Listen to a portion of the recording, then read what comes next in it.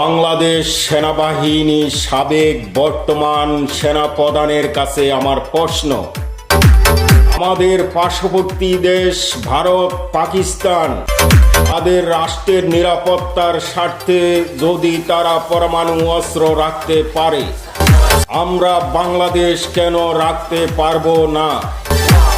আমাদেরও রাষ্ট্রের নিরাপত্তার স্বার্থে পরমাণু অস্ত্র দেখতে চাই।